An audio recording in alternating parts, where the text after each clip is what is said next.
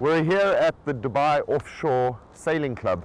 This is the beginning point for a 5-day trip, Dubai Beach to Muscat Beach, the dusty way round.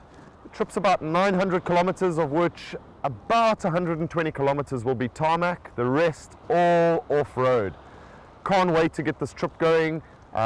We wanted to do this trip before the Christmas season starts so that we could post the route so that you can enjoy it with your family over the season that everybody seems to take off a couple of weeks. So if you're here in Dubai or in Muscat and you want to go from either Muscat to Dubai or Dubai to Muscat, take the dusty way around. So this trip, starting over here on the beach, we're going to head towards Alawiyah, where it starts, the off-road section starts.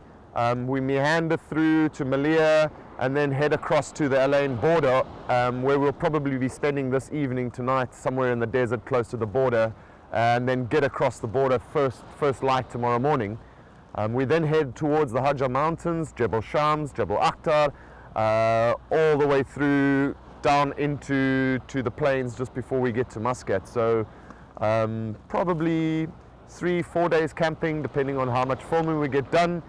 Typically this route should take you about 3 days with 2 nights camping. So the long weekends that are coming up or your Christmas vacation, pack the family into the car and enjoy it. Just left the beach, heading through the city. We've got about 30 clicks to go to the start point of the off-road section. We'll be posting a couple of waypoints for you, so if you choose not to start on the beach, you can go straight to the off-road section and start over there. So the beginning of the off-road section, we've just arrived here now. The sand's pretty soft in the beginning, so I suggest that you stop here and deflate just to get you through the first probably 3 or 4 kilometers. Pretty rutted, pretty soft, but easy, nothing difficult.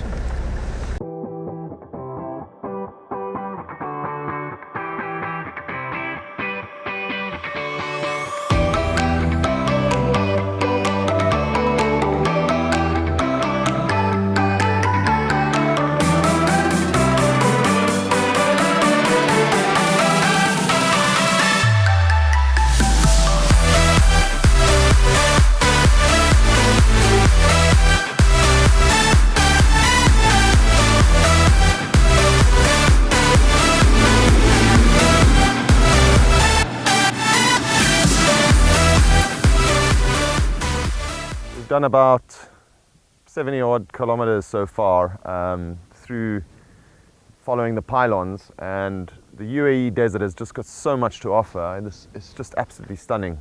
Fossil rock in the background over here, great spot to stop, get a bite to eat, stretch the legs, and then onwards towards Muscat. Spectacular.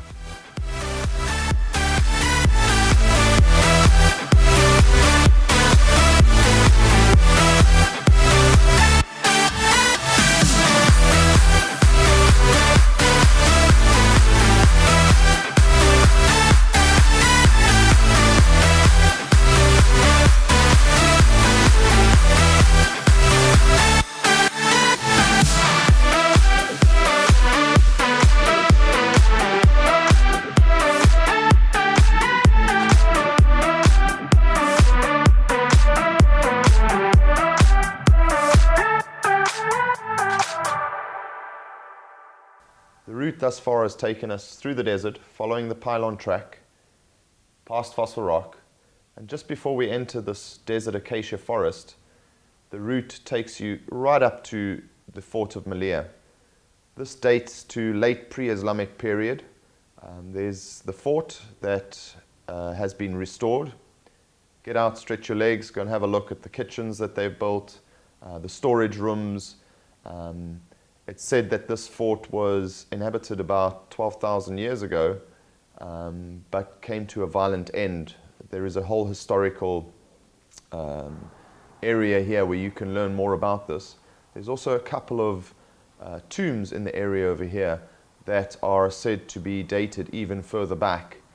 Great place, take the kids, go learn a bit of the history, and then ready to move on towards Al Ain, where we'll spend the evening, and tomorrow morning hit the border and welcome to Oman.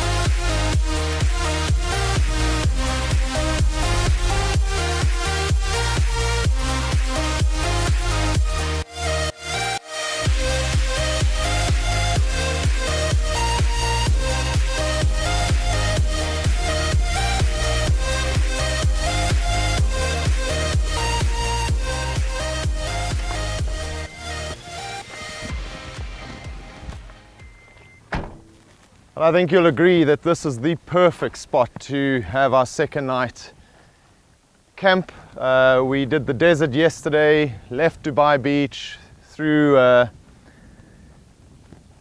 bit of Dubai, we went up to Malia, to the archaeological site, into the dunes, crossed to Alain, woke up really early this morning to hit the border before the sun came up, and worked our way, meandered along the Hajar mountain range, and we end up in this area over here. I brought Andrew some Pier White here in February, and he calls this the Richtersveld, and I totally agree with him. Absolutely stunning area.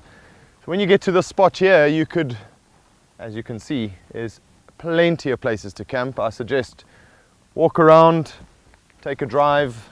There's lots of wood lying around, so there's great for campfire, and pick a nice shady spot, set up camp, and enjoy the evening.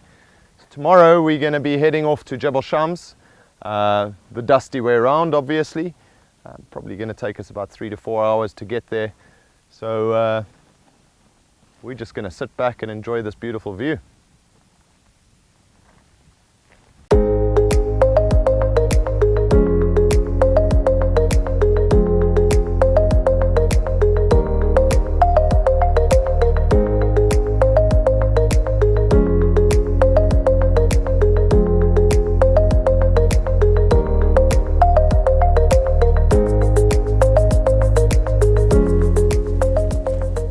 You might have been looking at the vehicle and saying, geez, Sean, that's absolutely nuts. You've packed it to the roof and it's top heavy, the whole bang shoot. Well, point of fact is, traveling 4 people in a vehicle that I've set up for only 2, you end up with no space inside. But remember, when packing things on the roof, make sure it's the bulky, light items that go onto the roof. Over here, we've got our clothing, we've got the chairs, and a small tent. Takes up a lot of space inside the car, but we try and keep the center of gravity as low as possible. So even though it looks like it's packed like a proper African taxi or an African bus going through Central Africa, well, it does look like it, but fact of the matter is everything up there is pretty damn light. So like I said, chairs, your fold-up mattresses, tent. Don't go packing heavy things on your roof. You're just going to be ending up on your side or chucking the vehicle over one day.